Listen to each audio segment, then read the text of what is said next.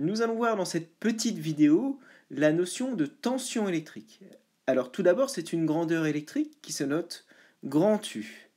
Elle a pour unité le volt, de symbole grand V, en hommage à Volta, qui a inventé la première pile électrique au XVIIIe siècle. Alors voici un exemplaire de cette pile.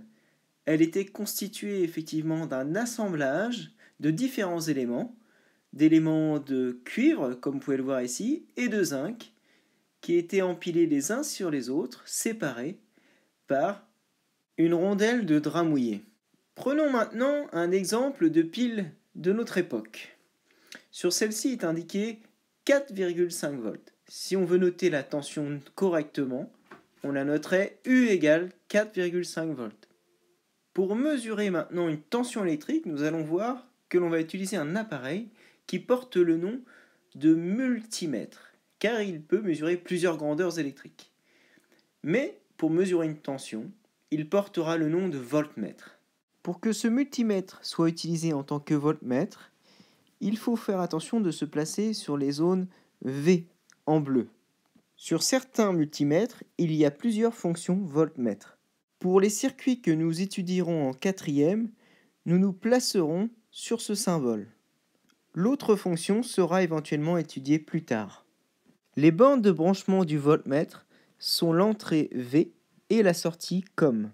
Le voltmètre se branche toujours en dérivation aux bornes du dipôle étudié. Comme tous les dipôles électriques, le voltmètre possède aussi son symbole. Un V entouré d'un rond sur lequel on n'oublie pas d'indiquer la borne V et la borne COM. Prenons un exemple d'un circuit constitué d'une pile et d'un moteur dans lequel on veut mesurer la tension aux bornes du moteur. On place donc le voltmètre en dérivation aux bornes du moteur. Attention au sens du branchement du voltmètre. L'entrée V doit être reliée du côté du plus du générateur, comme indiqué ici.